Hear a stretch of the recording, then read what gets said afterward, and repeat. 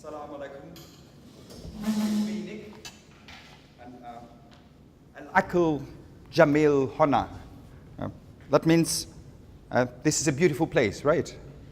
No, it doesn't. Oh, I know it's the other one. Asa'a kam alakul. Yeah, that means I'm very happy to be here. No? Right. Saeed did that. He gave me all the wrong words. I can't believe it. Anyway, thank you very much for being here today. My name is Nick, and I'm very happy to be here. So today, we'll be talking about Q skills for success, and this is a very practical session. Okay, so we'll be demonstrating some activities to motivate your learners.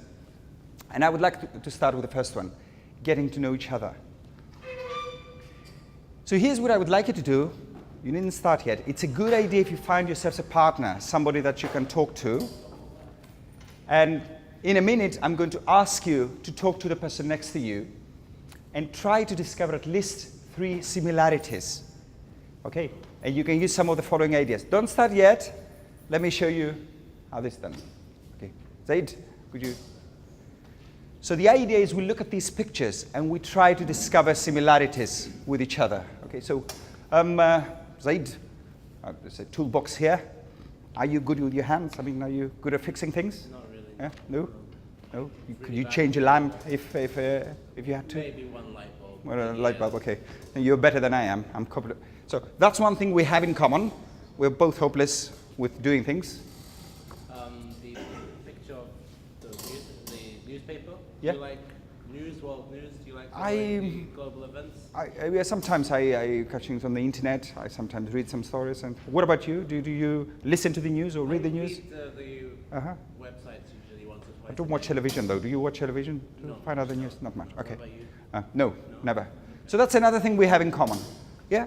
So we ask each other a few questions, and we also ask follow-up questions if possible, and we try to discover 3 similarities. Okay. Off you go. You may want to sit next to somebody that you can talk to.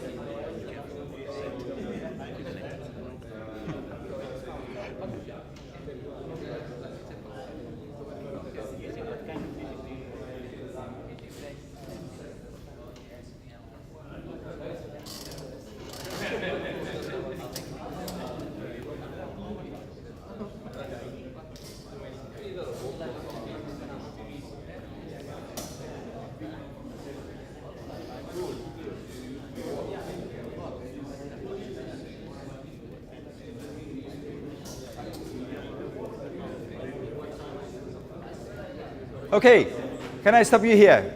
Right, thank you very much. We'll be demonstrating a number of activities, okay, but you'll get to experience it. The best way to understand an activity is to experience it from the point of view of the learner, exactly as the learner would do that. But we're not going to complete the activities, there's no point in that. The point is for you to get a feel of them, how they work in practice, okay?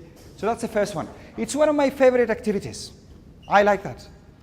The thing is that first of all, there's lots of talking. People talk about this a lot. It's very easy to prepare one simple activities. All you do is you find some small pictures of the internet, you put them on a page, you print it out, and that's it.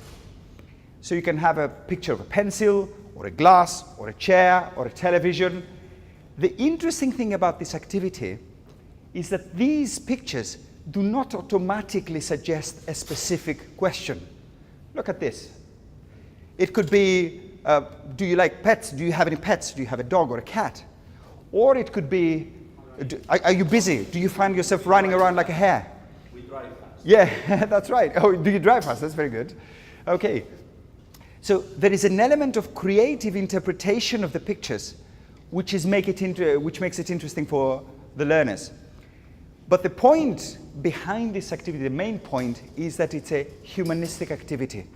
So students get to know things about each other and they get to discover similarities. There have been lots of studies on this, and it's been found that finding similarities with each other gets you to like each other better, and that boosts group cohesion. So if you want your class to function smoothly, you want to incorporate some such activities in your lessons. Okay? Research shows that the more cohesive a classroom is, the more students enjoy the lessons and the more productive they are. Yeah? Okay, so what is the point the session aims for today? I would like us to get a better understanding of Q skills, because I would just say a few things. I'm sorry? All levels, actually. Okay, yeah. I'll just say a few general things. I'm sure you know this a lot better than I am. And more importantly, I would like us to experience some practical tasks that you can add to your toolbox. Okay? For me, a good task is a task that has 3 features. First of all, it does not take too much time to prepare because we're all busy teachers. It does not require that many photocopies. That's one thing. The second thing is a task that leads to lots of language production. Okay? So a miming task, for example, where students get to guess a word or a phrase, may be interesting for the learners, but in terms of language production, it doesn't lead to much. Yeah? So we want lots of language output, lots of discussion, lots of written language. In mime, you can use the present continuous. He is jumping. He is. Oh yeah. So you can do I'm all talking of about that. a guessing game where students mime, for example, a word and the other person has to guess it. I'm not saying they're completely like wrong or anything, but I tend to prefer activities that lead to lots of, that generate lots of language. And the third thing is activities that we can keep in our toolbox, that you can use regardless of the course book we are using. So they have wide applicability. So let's say a few things about Q skills, the organizations. Do you know how many levels Q skill has? 6, good, okay. Components? Okay, all right. And the ideas. So I'm sure you know these things better than I do. So there are 2 books for each level, 6 levels, introductory level and another 5. There's reading and writing, listening and speaking, and the Q online practice. Okay, as you know. Now, why is it structured like this? The primary idea is greater flexibility. Okay, so you can have 2 teachers teaching the 2 different books, one teaching listening and speaking and the other one teaching the reading and writing. There's greater flexibility. You can go into greater depth with each skill. You can choose to focus on a particular skill. Speaking, these guys want to prepare to be able to give presentations, perhaps, or writing, if somebody wants to focus on writing emails and reports. And this is better achieved with 2 books, it was felt, than with 1 book, an integrated skills book. Okay. So that's the idea. But the 2 books are meant to be together, say they're meant to reinforce and complement each other. So the best results are achieved if they are somehow combined. Now, let's have a quick look at the structure. So each unit starts with a big picture, as you know, which is meant to stimulate students' curiosity and perhaps serve as a springboard for discussion. And then here at the top, we have the overview, which gives students an idea, okay, of what the unit is about and gives them a sense of purpose. And then we have the outcome, learning outcomes, which help give students a sense of achievement. So this is what we have achieved in this particular unit.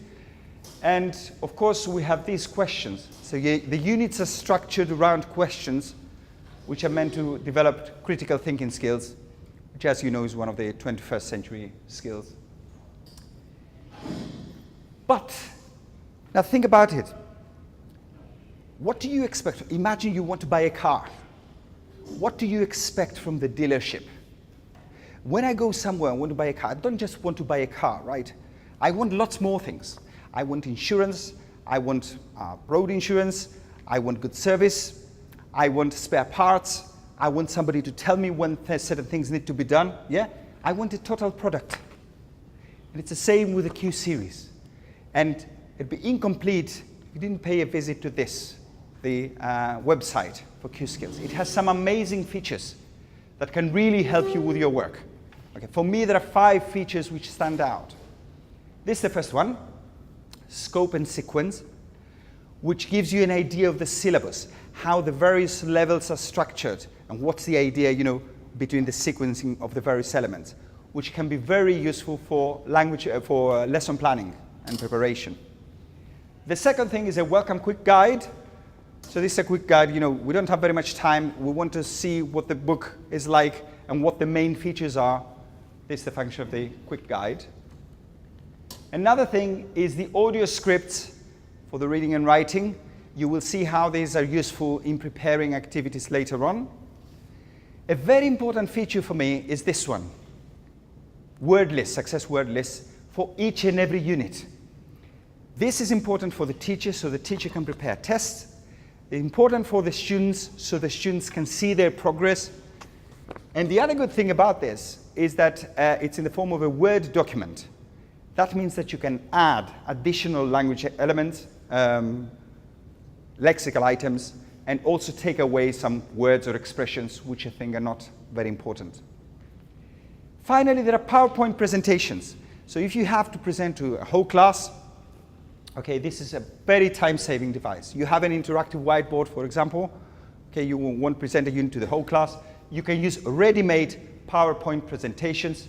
They have activities and images from the student's book, and that can save an enormous amount of time and make it all look more professional. Yes? Username and password to access the site? I think, I'm not so sure actually, but you do, okay. But you create that, okay. It's easy for the teachers to access that. The idea behind Q Skills is to achieve a funnel effect. The ultimate aim is student motivation. So there are 3 key elements here. The first one is mastery. Is the material easy to master? If students find it difficult, that leads to frustration. Second thing is purpose. Do the students know why they're doing the things they're doing and whether they have achieved this purpose? Yeah, whether they have actually understood that. That's purpose. And the third one is autonomy. Do the students always need the teacher by their side to hold their hand? Or can they do things on their own? And that's something we want to promote, learner autonomy. And if we have these 3 elements, the result is increased student motivation. Okay, enough with the talking. We said this was going to be a practical session, so let's move on to the tasks. You all have the handout, right? If I'm not mistaken. This one? Okay. You will see that all the activities are very practical and very easy for students to prepare. So here's the first one. Insert a word. This is the top one, as you can see. In a sense, this is the opposite of a gap filling. In a gap filling, what we do is we take the text, we remove some words, and we give the words to the students at the bottom so they can put it back into the text. This is different. This is the text exactly as it appears in the book. What I have done is I have added a few words here which you can insert in the text. So imagine that each of these words comes with a pin, one of these, so you can take it and put it into the text. Have a look at the words at the bottom.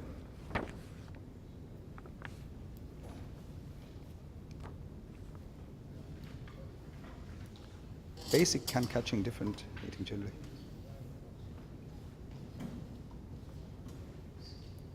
Okay? Now, what I would like you to do with the person next to you, we're not going to do it all. I would like you to look at these words and see where you might put them into the text. Let me give you an example. Look at the first sentence. Are you more afraid of bird flu or the common flu? Now, if you take the word basic, you cannot put it anywhere. Yeah? Are you more afraid of basic bird flu? It doesn't make sense. But if you look at catching, are you more afraid of catching bird flu or the common flu? So you can put the word catching there. Some words you can put in many places. It doesn't matter. There's great flexibility there. So please, with the person next to you, try to look at the beginning and try to put in some of these words. If you put in 5 or 6, that's okay. We don't want to do it all.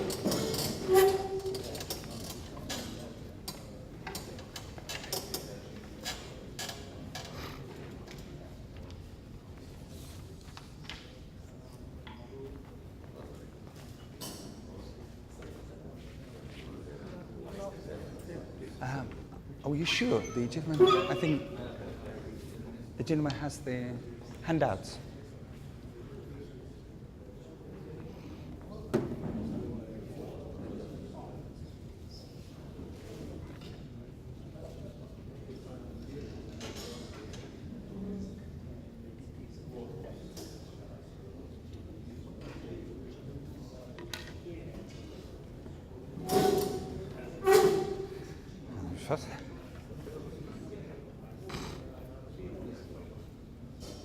How many have you done? 3. 3 so far? Not 4? counting catching. Okay. Try a bit more. Just you're walking around, you just speak loudly something, some suggestions to them or whatever, so that the video doesn't go blank. Okay. Right. Okay, so I can. Okay, right. Thank you. Pointing that out.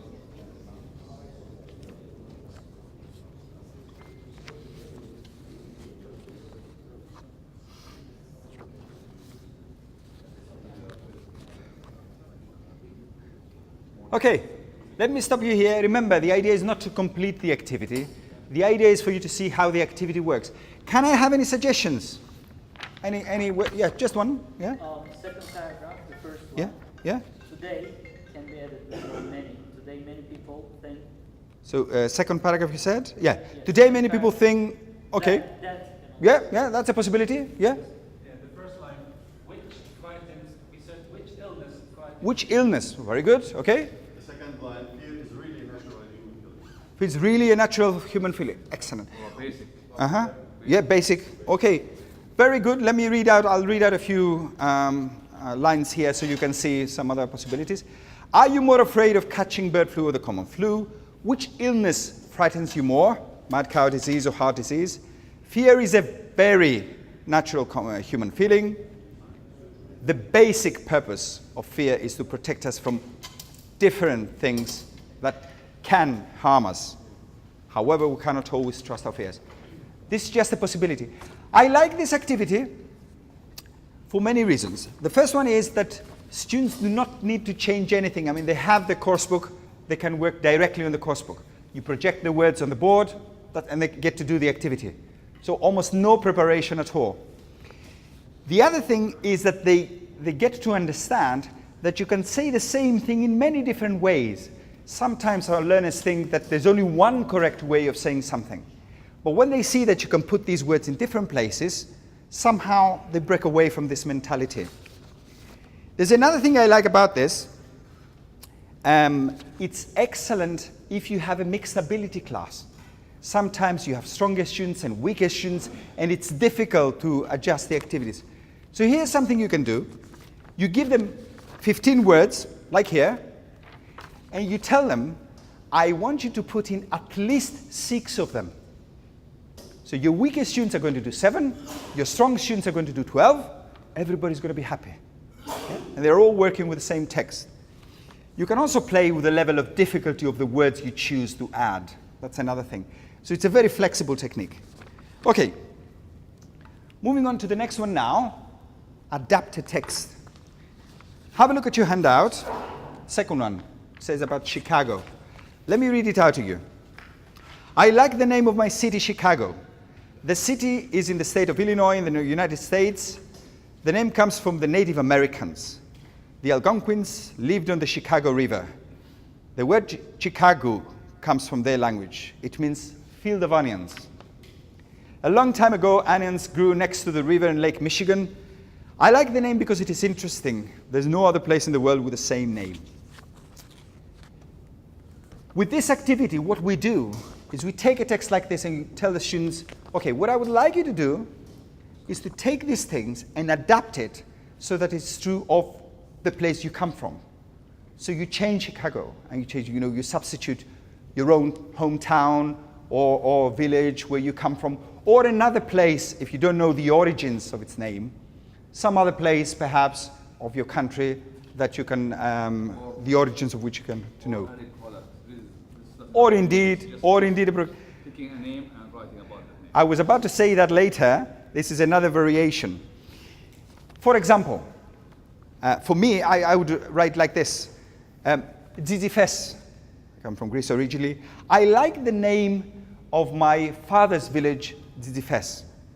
The village is in Greece, on the island of Crete, and the name comes from the Venetians. The Venetians conquered Crete in the Middle Ages, and they brought along with them a tree called Zizifia. And this flourished in the village around the area of Zizifes, hence the name. I like the name because it is interesting, but there's no other place with the same name. Okay? So I would like you now to see if you can do the same. Just write 3 lines. You don't need to write it all. Perhaps about the place you come from or another place that you happen to know of. Just take 2 or 3 minutes.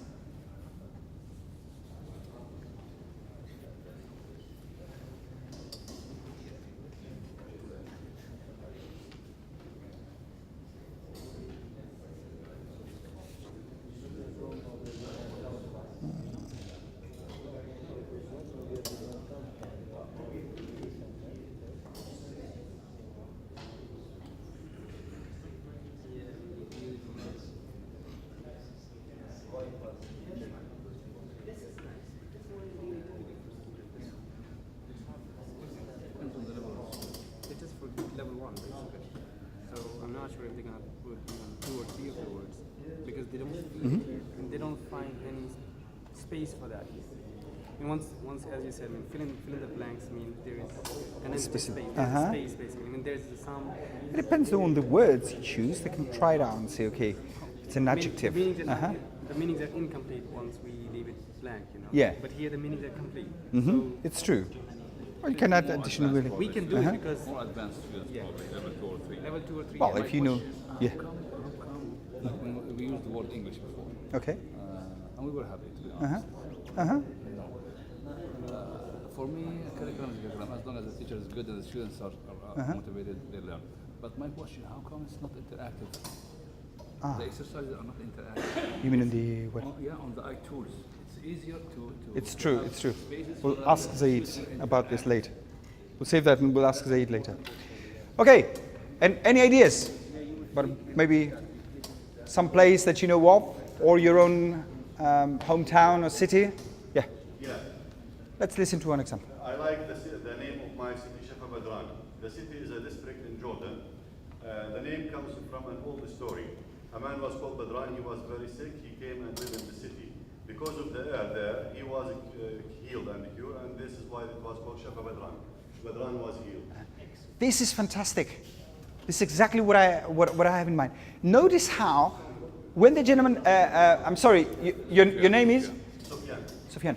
When he started speaking, our interest immediately picked up. Because it's a story, and it's a true story. That's the important thing, okay? That's what I like best about this activity. It helps personalize the material. It's not just something we read about, something that happened somewhere. It's something that has to do with our classmate, yeah? A person we know. And you can adapt this, going back to what the gentleman was said. It may be that we don't know the story behind our hometown or city. You can do the same thing with names. Listen to this. You can adapt this activity. And people can choose their favorite names. My favorite name is Nikiforos. Okay, it's a compound word, and it comes from Niki, which is victory, and Foros, which means to bear. It's the bearer of victory. It's a Byzantine name, and it's still popular in Greece today. Okay. So you write a little thing like that, and then you get the students to put up these little papers on the wall, and people can circulate and try to guess who wrote that. Okay. Again, that's very good because it shows it has to do with the classmates, and people are more motivated. They say something that is true of them, and also it relates to the classmates. They get to find out something about the classmate. I like this activity. Okay, sorry? Sometimes you have some constraints, like the number of the students in the classroom, Okay, just an idea. You might put them up there and they can do it during the break time. There are lots of, the teacher, you as the teacher, are the best judge about which of these activities is best for you. Out of 7 activities, let's say, you may find that 2 or 3 work for you, and you can put them in your bag of tricks. The next one is distorted text. Have a look at your handout here. The lost horse. Okay. How does this work? This is the story exactly as it appears in Q Skills, okay, page 69. What I have done here is I have changed some of these words. And I'm going to read out to you the first paragraph with the words changed. So what I would like you to do is 2 things. Underline any words which are different, and if you can, write down the new word. Okay? Don't write it out in full, just the beginning, you'll remember that. I'm just going to do the first sentence now, just so you can see what it says. The lost horse. A wise old farmer and his son lived on a little farm. Okay, so I've changed 2 words. Which are these? Farmer. Okay, and small, little. Okay, now I'm just going to read the first 2 paragraphs. Okay, you don't need to do it all. Once again, just underline and see if you can keep the words. So, the lost horse. A wise old farmer and his son lived on a little farm. They had only 1 horse. One day the horse escaped. All the farmer's neighbors cried, "What bad news! Your horse ran away." The farmer answered, "Bad news? Good news? Who knows?" A month later, the farmer's horse returned to the farm with a wild horse. All the farmer's neighbors said, "What good news! Now you have a pair of horses." The farmer replied, "Good news, bad news, who knows?" And so the story continues, okay? So, what are the words I've changed? Only, escaped, cried, answered, returned, a pair of, okay, replied. Excellent, okay. All right. A very flexible activity. Once again, the students don't need to change anything in the book, so they can work with the book. You don't need any handouts or anything. You just prepare this for yourself. And once you have prepared it, you can use it with your next class and the next class and so on. Very flexible again, because you can decide how many words you want to change and what things you would like to change. Students I like it because it also bridges the gap between listening and speaking and reading and writing. Okay, it's listening and reading in this case. I like it because it develops students' awareness of this idea of synonymy. The idea that there are no exact synonyms for words, and that a synonym is a synonym in a particular sentence. Okay, so you can use this, or near synonym anyway, like old man, I don't know, farmer. Yeah. Maybe I lost something okay. at the beginning or at the introduction. Are you suggesting new techniques and activities, or they are actually in the textbook itself? No, these are activities. These are extra activities. And you can use them with Q Skills or any other course book. So these are generally applicable techniques that you can use when teaching English. You can see which one works best for you, okay? And it's something that hopefully you can put in your own personal toolbox. Yes? I'm sorry? Yeah, these techniques could be used with any series, okay? Or any Yes. book.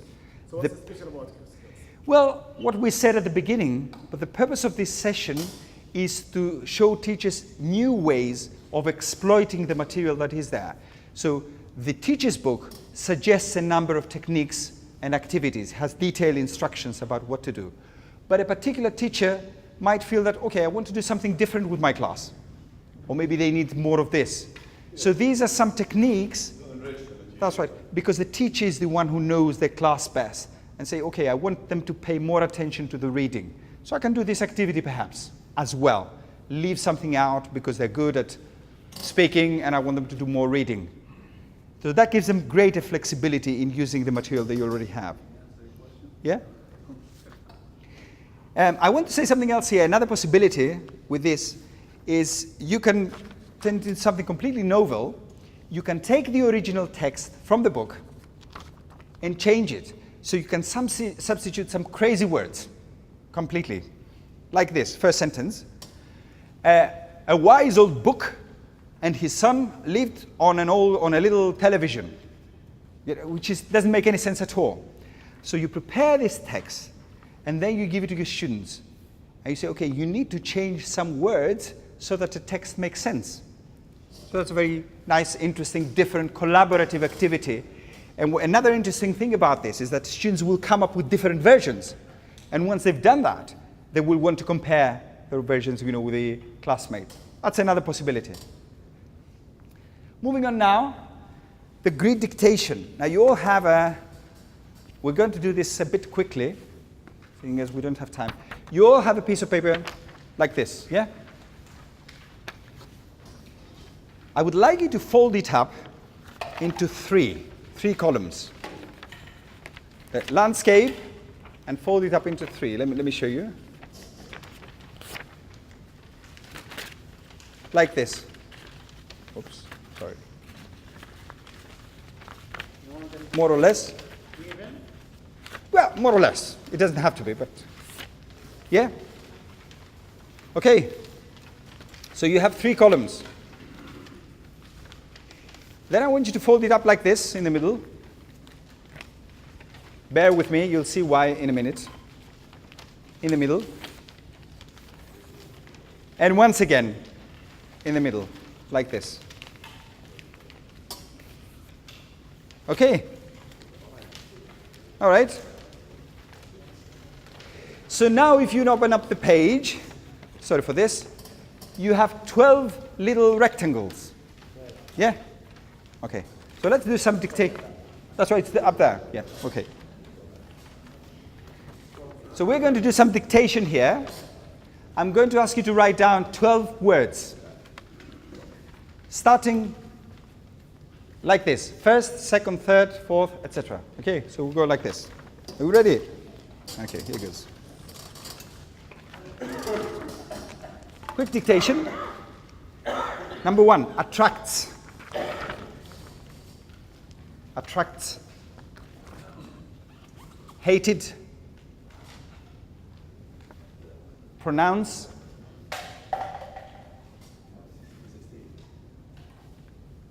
Businesses. Like. Rarely. Cold. He called. Okay, not cold, cold. Sorry. Like he called me in the morning, yeah. Offers. Special. Found. Produces. Tasty. Tasty food. Yeah? Okay. Yeah? It would have been simpler. All right. So what is the idea now?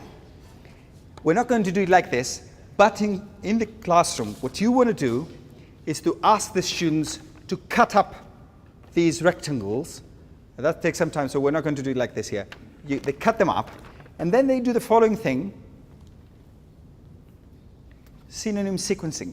So they have 12 little pieces of paper, each with a word on it. And then have a look at your handout, where it says naming the BlackBerry on page 2 at the top. So what they do is they look at these 12 words. These words are synonyms or near synonyms for some of the words in the text. So what they do is they put them in order, literally, they move them about. Let me give you an example. Look at the first sentence. The company lexicon branding helps companies find good names for their products. Businesses. Excellent. Businesses. So the first synonym is businesses. It's a synonym for companies. Yeah? This one. So what do? You put it as number 1. And then you'll find another one that's number 2, 3, 4. So once you want to put them in order. In this case, you haven't cut them up. You can put a number next to them. So business is number one. Can you read the text and find 3 or 4 more synonyms? Okay. These are already found on the website or what? No. Or we come up with You come up with them. So we pay for the book and we have to come up with something. You don't have to. You don't have to. These are You know how much time to gonna take to do one like this? Oh, This should be on the website, ready for us to use. That's a good idea. Slowly, and it should There are lots of activities on the website. My job here is to offer you something extra. And it's the idea that's important. Because, for example, if an activity is on the website, you can only use it with this particular book. If you have the idea, you can use it with any book or any text. And you don't have to do it for every and each text. Of course not. That's the idea. And you may find it, for example, in one unit, and you may want to use it in another unit. If you know the idea, you can do it yourself. And what you need to do is simply come up with a few synonyms. But let's try it. Let's try to find 3 or 4 of them, and then we'll continue.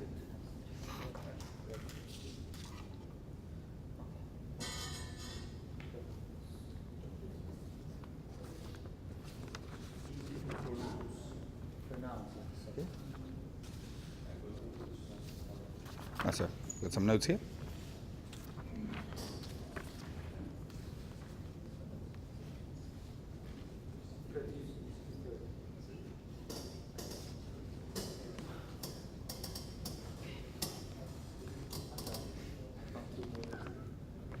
Good.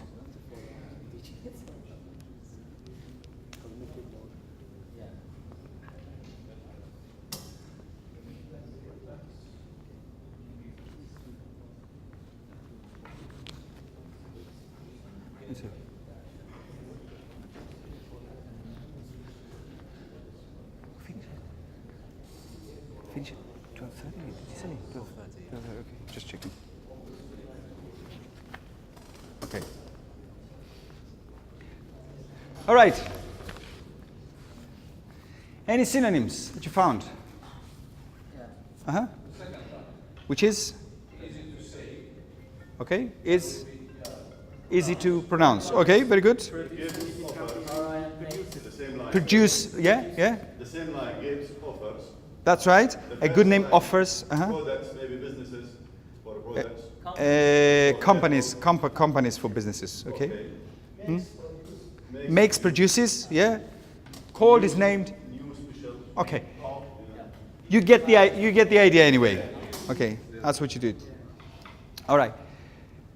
Once again, where are we? Yes, synonym sequence. Once again, it raises students' awareness of this concept of synonymy and word substitution, how they can use one word instead of the other. And I like it because of the kinesthetic element. So you have students, actually physically moving around pieces of paper. It's amazing, but the smallest, we could just do it with numbers, them putting numbers next to them. But it feels different if they physically move pieces of paper about. You will find that exactly the same activity feels different to the students if there is even a superficial difference in the way you deliver it. Okay? And there are lots of variations there. It's a good if we can play with these elements. It sort of increases motivation. Now, what do I have here? Okay, synonym sequence. Oh, it looks like I've made some mistakes here with the spelling. Could you help me correct some of these? You may want to write a few. So this one is double C, I, E, 1 L, A, E, is it? Definitely. Okay, yeah. Swap, M-I-N-D, A, O. What is this? Is it step? Step, maybe? Just an idea? Okay, let's see. Yes, it was step. Oh, I had it after all, so it wasn't that big a mistake. There was a purpose in doing this. The activity we're going to do is keyword listening. Can you guess which the keywords are going to be? That's right. This in psychology is called priming. So you give students a simple task to focus their attention on certain words. And these words are now on the forefront of their mind. Okay? These words. But before doing a listening activity, it's a good idea, as you know, to prepare the students to activate the mental schemata. I'm sure you know all this. The text is about two things, about proverbs and about the process of change. Let's have a look at the proverbs. Can somebody tell me what this one means? Life is what you make of it. A book is what you make out of it, you know, of it. How would you explain How you that? use it, how you live it. How, you know. So perhaps it's up to you what you make of your life, etc., whether you're successful or not. Your achievements in Okay, life. your achievement. By the way, explaining proverbs is an excellent fluency activity because proverbs are supposed to be condensed wisdom. So a proverb says lots of things in a few words. Getting students to explain proverbs can give them lots of fluency practice. Do you agree with this? Life is what you make of it? Is this true? Or is how successful, for example, become, does it depend on circumstances? Somehow. Hmm? I mean, this is that. Okay. Because there is this. Partly it's up to you, partly it's circumstances. What about this one? You can't teach an old dog new tricks. What does it mean? Old people are difficult to learn or something. Difficult to teach sometimes, yeah? Okay. Do you believe this is true? Never too late. It's never too late, okay. But it might be a bit harder perhaps than maybe, again. What about this one? It's never too late to change. That's what you said, yeah? Is this true? Can we change at all stages of our lives? Yeah? Okay. All right. It's never too late sometimes. What about the next one? All change is progress. No, not true. It's not true. Okay. Sometimes things change for the better. Sometimes they can change for the worse. Absolutely. Okay. So here we have these words. What we are going to do now is a bit of listening. Not all of it, just a little. And what I would like you to do is when you hear a word, put a number next to it. Okay? Or write it. When you hear a word, ideally you have this in front of you, okay? So you write down like 1, 2, 3, 4. Okay? Off we go.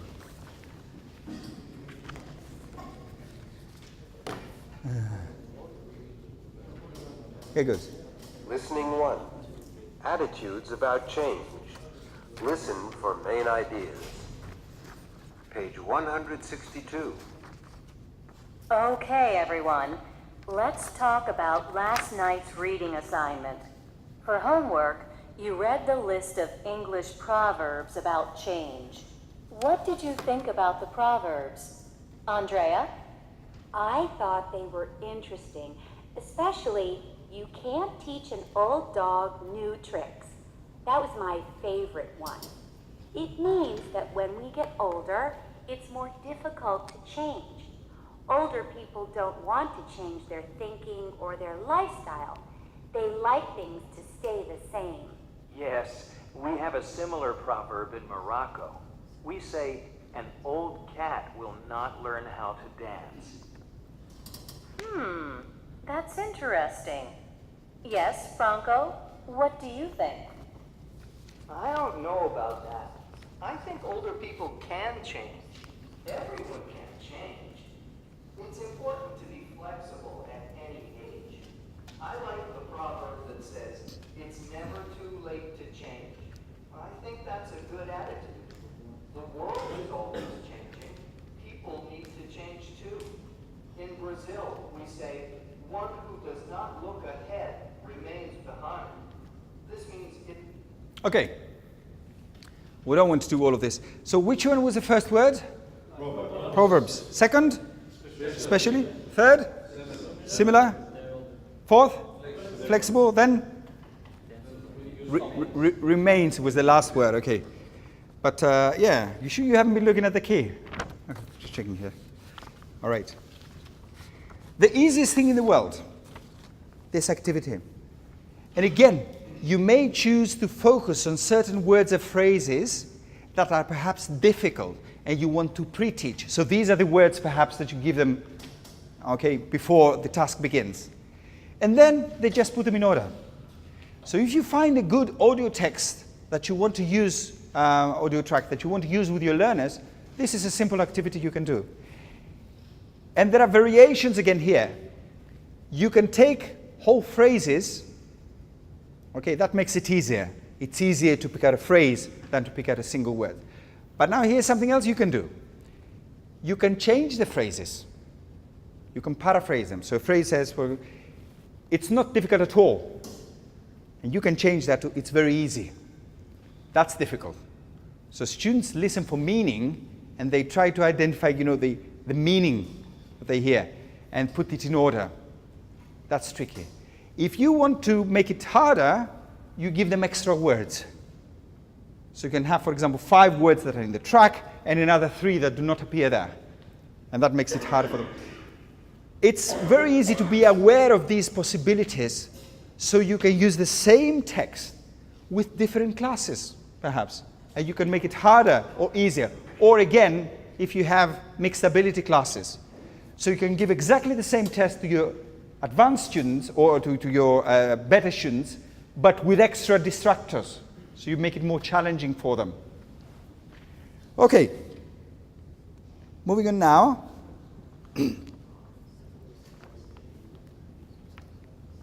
At the end of each unit, you will see this, which is a word list. That's very important, of course, for the teacher. The teacher can prepare a test, for example, on the unit. It's very important for the learners because they can see whether they remember the words.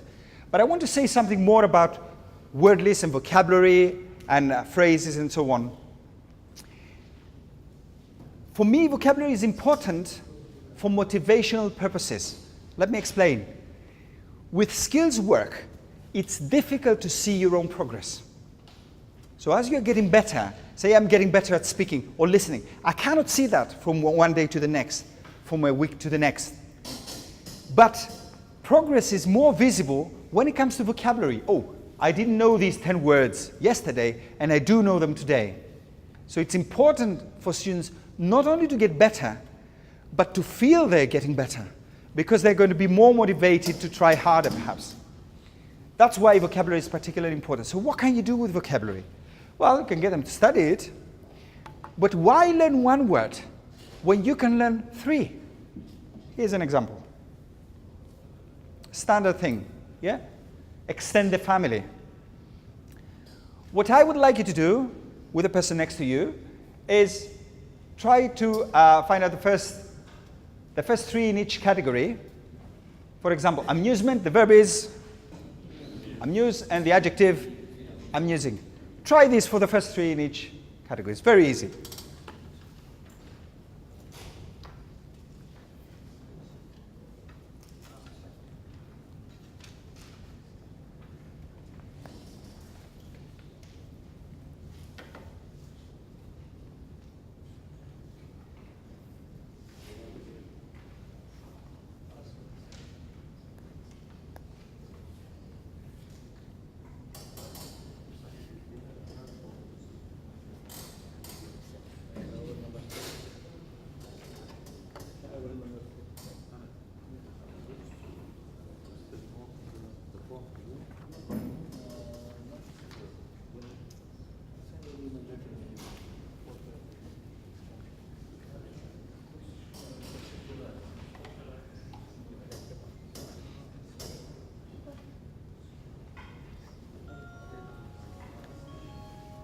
I will need your help in a minute, okay?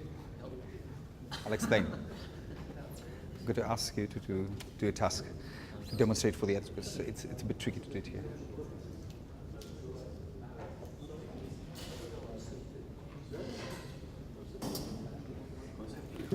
I will need your help in a minute, okay? Okay, right. I'll volunteer you. Okay, that was easy. Now, amuse, we did amuse. Concept, the verb, conceive, conceptual, that's good, conceptual. Method, I don't think there is a verb. Is there a verb? Methodize, okay. That's a new one on me, okay. An adjective? Methodical, okay. All right, coining new words here, okay. Assume, the noun? Assumption? Assuming, okay. Yeah, it exists as unassuming. The opposite definitely exists. Assuming, I've never come across it, but unassuming definitely exists. Determine, determined, yeah? Determined, okay. Extend, extension, and extensive, okay. All right, let's go here. Complicated. The verb is complicate, complication. Flattering, flatter, flattery. Why? Yeah? Last one, precise. No, doesn't exist. And precision. Okay. What I'm saying here is this. There are good students and better students. Yeah? The good students do what they have to do. They study the word list, they know, learn everything and so on. But we want our students to be better students. And the better student goes beyond what's in the book. The good student waits for the language to come to them. The better student goes out looking for the language himself. So it's a good idea if your students see a word and they automatically ask themselves, oh, wait a minute. Indicate. What's the noun again? Indication. Do I know that? Adjective. Indicative. Does it exist? Let me ask the teacher. So they go out looking for the language. And now for the more important step. Here's a secret which I'm sure you all know by now. Words in themselves don't mean anything for the most part, with the exception of noun. A hammer is a hammer. But what about an adjective? An adjective means nothing unless it has a noun. Yeah? Complicated. Complicated what? And students very often, they study the word, they know what it means in Arabic, and they try to use it, nothing. Or they come up with unnatural collocations. A complicated what? Any ideas?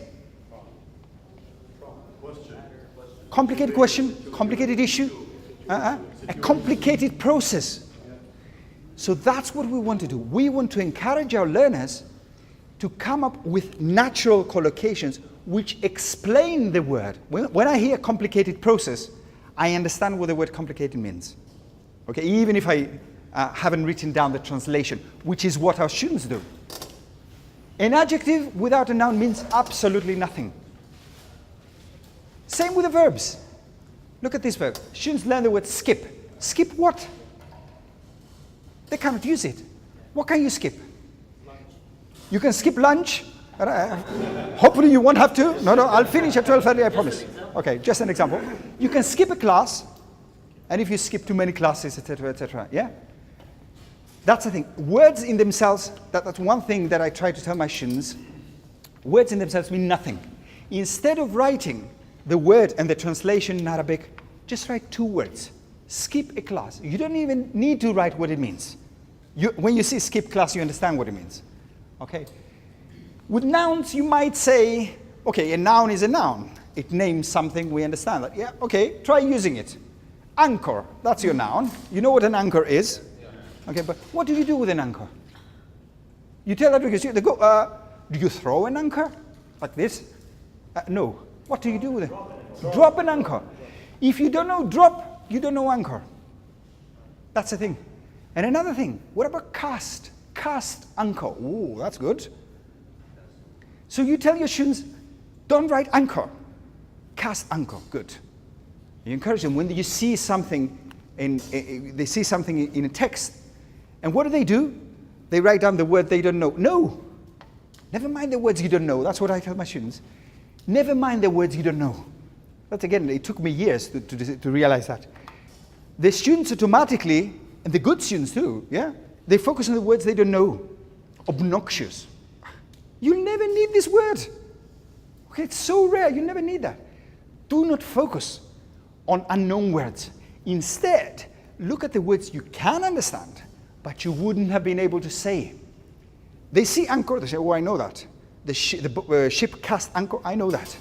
But would you have said that? No. That's what you want to do. The ship cast anchor, perhaps. That's good. Okay. So what I would like you to do with your partner now, person next to you, is look at the first three, perhaps, or any three, in each category, and I want you to find a good partner for a word that goes together. Let me do one for you. Precise what? Precise calculation. That's what you want to keep. Okay, a good partner for the word. And for the nouns, can you use it in a sentence? What is the verb that goes with a noun? If you have anchor, that's cast. What about the verb that goes with recommendation? I followed your recommendation. That's good. Okay. Can you find a partner for 3 of the words in each list? A noun here for each of these, a noun for these, and a verb for these. And a noun for the adjectives, a noun for the verbs, and a verb for each noun.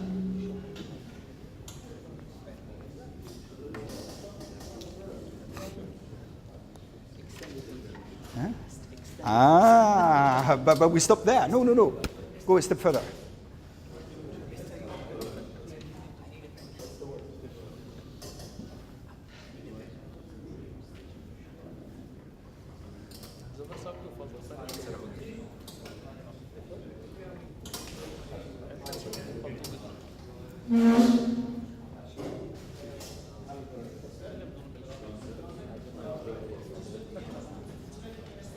No, I don't have it. वैसे पूछा ही नहीं उसने.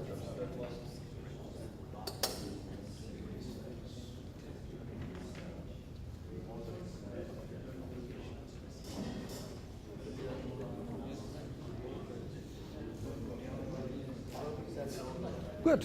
Okay. No, the verb. No, I know, yeah. Yeah, obviously.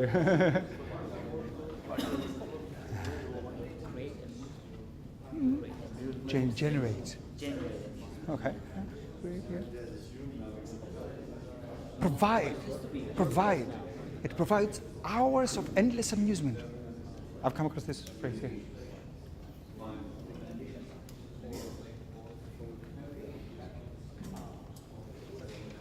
Bing, time's up. Let's see what do we have. Okay. Nouns. Just one. Put up your hand. Sorry, let's start with the adjectives. Yes, adjectives. A complicated what? Solution. Question, issue, procedure. Good. Flattering. Comment. Business. Okay. Flattering remark. Yeah. Okay. Precise. Answer. Okay, precise answer, precise calculation, like we said. Okay, fine. What about these? A verb with a noun. Assume what? Assume responsibility. Very good. All right. Anything else? Determine quality. Price. Okay. Overestimate. Yeah. Overestimate expectation. Overestimate expenses. Yeah. Overestimate the value of something. Overestimate somebody's skills. Good. What about nouns? Let's see. Process. What can you do with a process? Yeah. But what about a verb? You can improve a process. Change a process. Okay. Concept. Study concept. Okay. Clarify a concept. Understand a concept. In each case, you want to choose the best partner for the word which will help you remember it even without the translation. For concept, I would go for clarify. When you see clarify concept, you understand the word concept immediately. Okay. Understand is also good, but it can be a number of things. Clarify is very, very specific. Okay. So that's something, a skill we want our students to develop. We want them to become better students. We want them to ask themselves, yeah, I've got this word. Can I use it?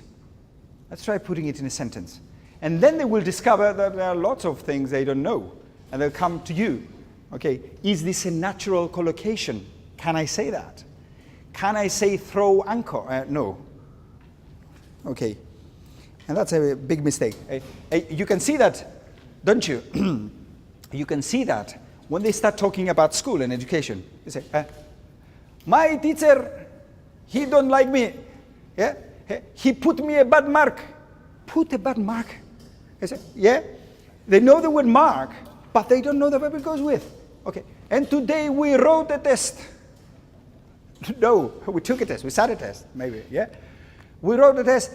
And I went very well. No, I did very well. Yeah? And they carry on like this. Okay, you can see that. Okay, next activity. Okay, we'll be finished by past. Invisible gap filling. That's a gentleman, you can't see him, he's invisible. What we have done here, if you look at your handout, where are we? Oh yeah, yes. Here, this is essentially a gap filling activity. This is the script. Remember, you can download it from the site. And what I have done is I've taken out some words. Yeah? I'm sorry? A closed text? Yeah, it's a closed text. And in the closed text, you leave the gap there. I have removed the gap. The words are there. Okay, you have the words, but I have removed the gap. How can you make it more difficult? Remove the words. So I'm going to play part of the track, just the first few lines, and I would like you to put in these words, okay, where they go. For example, the first sentence is like this. Teacher, today we'll discuss the Unit 2 question. So this 2 goes there, all right? So try to put in some of the missing words. Unit 2, Color, the Q Classroom, page 21. Today, we'll discuss the Unit 2 question. How can colors be useful? Let's think about the question and clothing for a minute. Sophie, how can colors be useful in clothing? You can use colors for symbolic reasons. Like in some countries, brides wear white dresses. Or like the school colors we wear on our sweatshirts. That's true. How else can we use color? Yuna, I see that you have different colored notebooks. How are you using color? Okay. So what have we got there? 4 a minute, line 2. 4 a minute, line 2. Okay, 4 minutes. Okay, anything else? White dresses. White dresses, okay. Anything else? Uh-huh. First line, unit 2. Okay. All right. You get the idea. Very simple. I'm sorry? Yeah. Okay. All right. Yeah. So that's a very simple thing. Copy paste the script, remove some words, and then take out the gaps. And if you want to make it harder, like I said, you can remove the the words as well. So that too can be used for a mixed ability class. Okay, 2 more activities if we have the time for them, and I would like to volunteer a couple of couples. This is one. Could you please move somewhere here, just for this activity? Sorry for this. And I would like you to help me as well. I would like to show you how this activity works. Maybe here. The sitting array. Yeah. This. Yeah, you said sit there. So this is how this activity works. Your students are going to love this one. It's called wall dictation. Yeah, you know that? Okay. So you're going to do that. Okay, here's how it works. I don't want you all to do it because I know you're tired and the sitting arrangement does not help. But your students are going to love it. What happens is this. You can see these texts on the wall. Yeah, this is taken from Q Skills. What I would like you to do is a simple dictation activity. These 4 gentlemen, in fact, actually. So this is one couple, this is another couple. I would like one of you to do the running and the other of you to do the writing. Yeah? The other one. So the idea is to see who's going to finish first. I don't want you to do it all. I just want you to do the first paragraph. So the idea is that one of the students, they run up here, they try to remember as much as they can, and they come back and tell the partner what to write. No shouting. Okay, so let's do that. Just the first paragraph. Okay, you ready? Okay, you're going to do the running. Okay, off you go. Go. But you have to go back. Yeah. Just the first paragraph.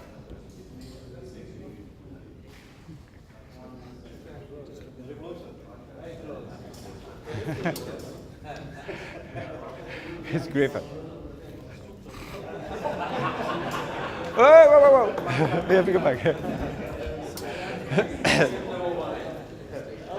Only the first paragraph. Are they cheating?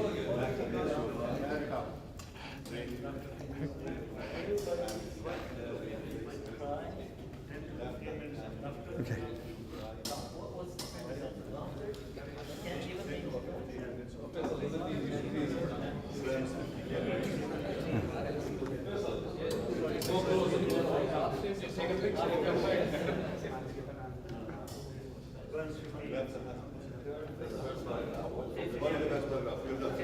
Okay, done. Fantastic. Excellent. Now, if you thought this was funny, you can imagine what's going to be like with your students. And your students are teenagers, and they have lots of energy. And one of the things they hate is sitting down all the time. And so you can, if you feel that they are tired after a test or a difficult activity, you can do this, and they run around to the front of the classroom and then back and so on. They love it. It's chaos, but they love it. I've tried it at the university where I teach with would-be teachers. And it's incredible how they get interested all of a sudden. Okay, one more activity, and that's it.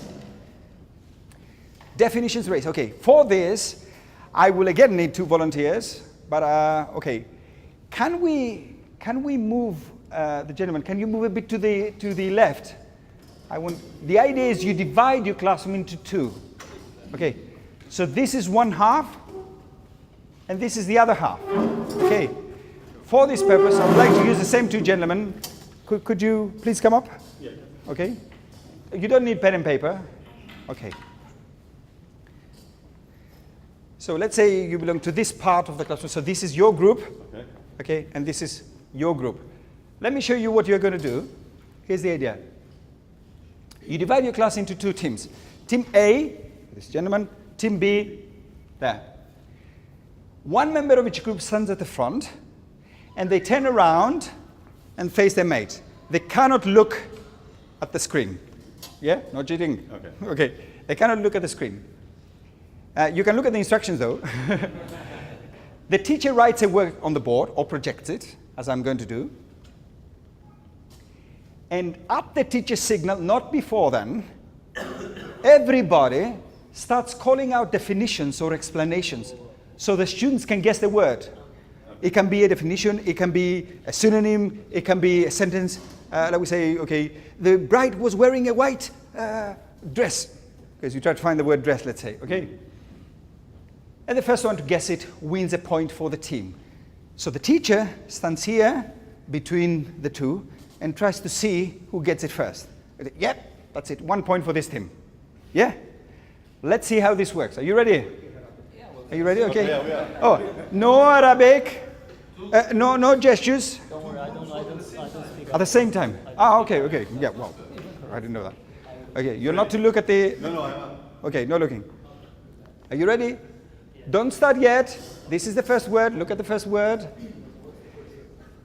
Go. Yes. Good. Bing. Stop. 1 point for this team. Second word. Are you ready? Yeah. Don't start yet. Go. You can trust him. You can trust him. Depend on me. Yes. 1 point. Good. Shh. Wait. Next one.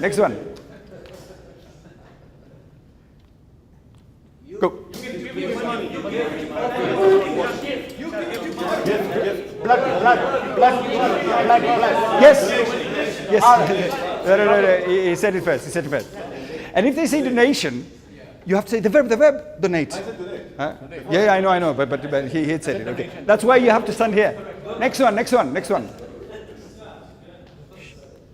Here it is. Go. Doubtful.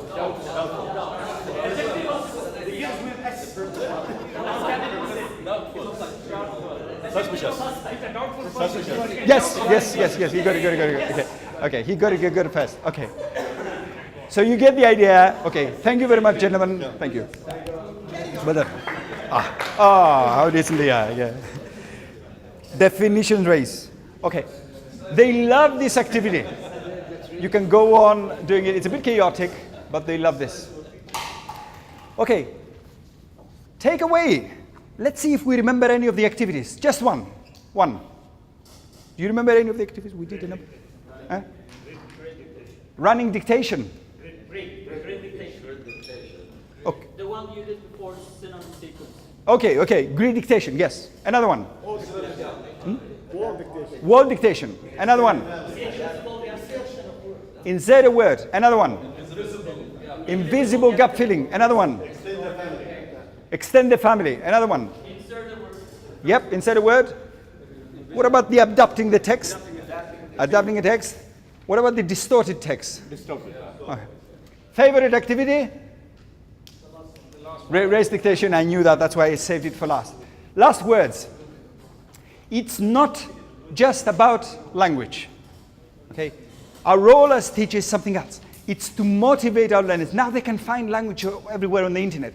Our role is to motivate the learners and to make the lesson a more pleasurable classroom experience if possible. Okay? Because ours is not a job. It's a vocation. Last thing for today.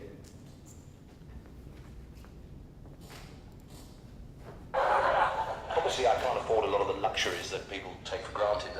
Nice house, car, nice clothes, food. But then, I didn't become a teacher for the money anyway. This is the situation of teachers in Greece. Hope you enjoyed the presentation. Thank you very much. Thank you.